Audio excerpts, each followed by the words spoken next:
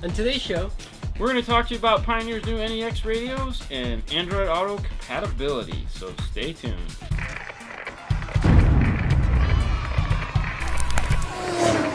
So you just bought yourself the new NEX model, and one of the things that's cool about it this year and last year is that it is Android Auto compatible if you have the 7-inch screen.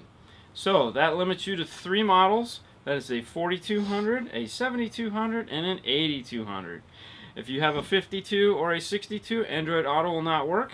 Unfortunately, you have to have a 7-inch screen, at least a 7-inch screen, or 6.95-inch screen, in order for Android Auto to function properly. It just has to do with the scaling of their application. 7 inches better. It's just what it is, people. Sorry. Okay, so how does it work?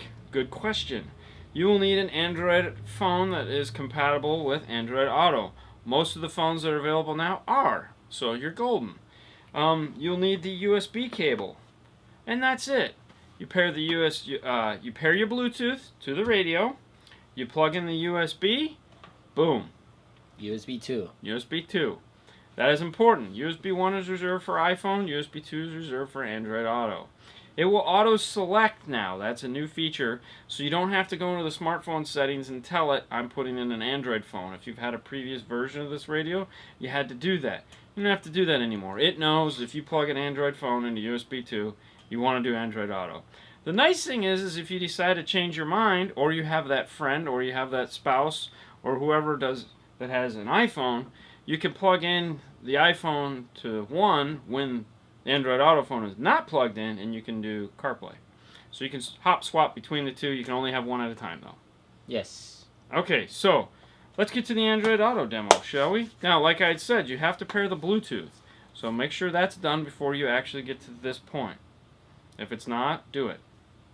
No. And if you don't know how to pair your Bluetooth phone, check out our video on Bluetooth phone pairing. Alright, let's get to the demo. So this is the basic layout for Android Auto. These are called tiles, and as you do things with Android Auto, you get more and more tiles that you can scroll up through. Over here is the microphone. This is how you talk to Android Auto to get her to do stuff for you. This is your phone's battery, the time. Over here you have your navigation, your phone, you return to home page, which is this, your music, and then you return to the Pioneer source. So for example, we'll go backwards, return to Pioneer. Yes. I'll hit the home button, and you'll notice on the home button it says Android Auto. Go ahead and touch that. Now let's go ahead and we'll look at the maps. So this is going to launch Google Maps. So you have your Google Maps, come over here, recent places, categories, and traffic. You want to go somewhere, just tap this guy here. Take me to a Five Guys Burgers and Fries. Five Guys Burgers and Fries, alright.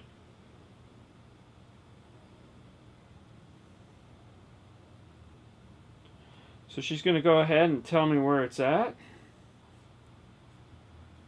Okay, mute voice guidance, destination info, show routes, search a long route, so if I need to find something on my way. Next is phone. So this will pull up your contacts. We only got one in the phone. You come over here.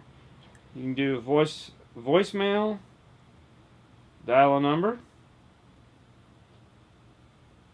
call history, missed calls. So you have access to all the phone activity that you're used to. You can also, if you're in the main menu, you notice we've added a tile. We just come over here and we hit this. Call Fernando. Calling Fernando Lopez, mobile.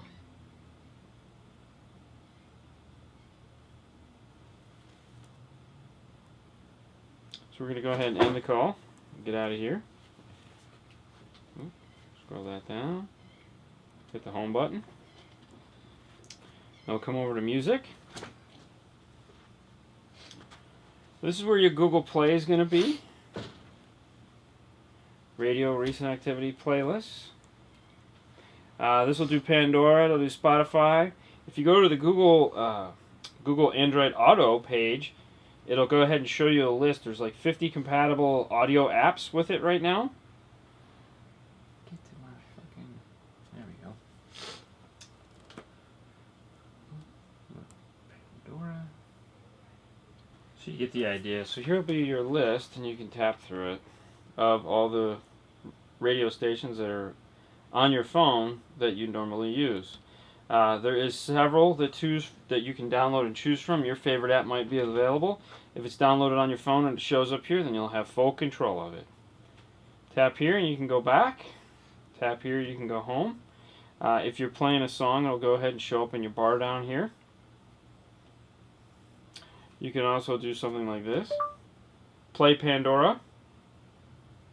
Okay, asking to play music.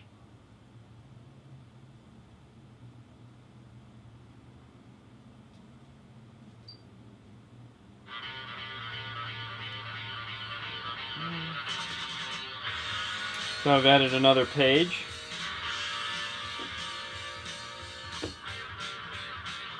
Now if we get a text message, that'll go ahead and appear on here as well. You can also make text messages from here just by saying, send Fernando a text message. Text Fernando Lopez. Sure. What's the message? Booga, booga, booga. Here's your text to Fernando Lopez. Booga booga booga. Do you want to send it or change it? Send it. Sending message. Alright. And then of course you can ask her general questions like, when do the Tampa Bay Lightning play next? Tampa Bay Lightning will face New York Islanders tomorrow at 7 p.m. Yes.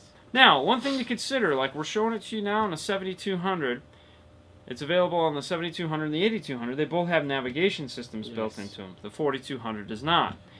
Why would you want something that has a navigation when you have access to Google Maps?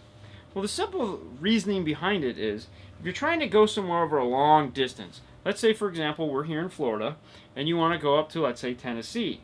Okay. Okay, you need to get there and you're driving. Well, do you really want to have your phone plugged in and doing GPS from Florida to Tennessee? It's gonna toast. It's going to toast the phone. Yep. Okay, so that's where the onboard navigation system comes in handy. Now that's an extreme situation. You might just have a 3-hour trip or a 2-hour trip that you're trying to do. Either way, chances are good you don't want to have your phone plugged in that whole time. Now, when do you use Android Auto? When you get to where you're going, you might not be familiar with the surrounding area. And that's where Android Auto comes in and does amazing things. For example, when we said find 5 guys. There you go. She'll find all these cool things and all the cool places for you.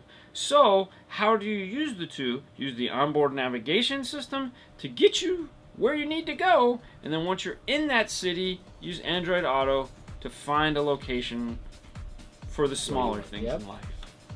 So that's how you use the two in conjunction. Now, that's not to say that, hey, some of you guys out there are like, whatever, I'm getting a 4200. It'll just go, baby. I'll set that sucker on fire on my dash. I don't care. Hey, more power to you. I mean, it is $300, so, you know, I understand. Totally. That's 300? Yeah, to go from a 42 to a 72, it's about $300. Yeah, I know. Really? So, there's arguments to be made for either way. You decide. Doesn't matter to me. We just want to let you know about that information. That's what we do. End the show, please. I want to stop talking. So, thank you for watching. You guys can find us on Facebook, YouTube, and Instagram. And if you like this show, please subscribe. If you have any questions, leave them in the comments below and we'll get back to you. Otherwise, you guys have a great night and we'll see you next time. Bye. Hi. On today's show, we're going to talk to you about Pioneer's new NEX radios and Android Auto compatibility, so stay tuned.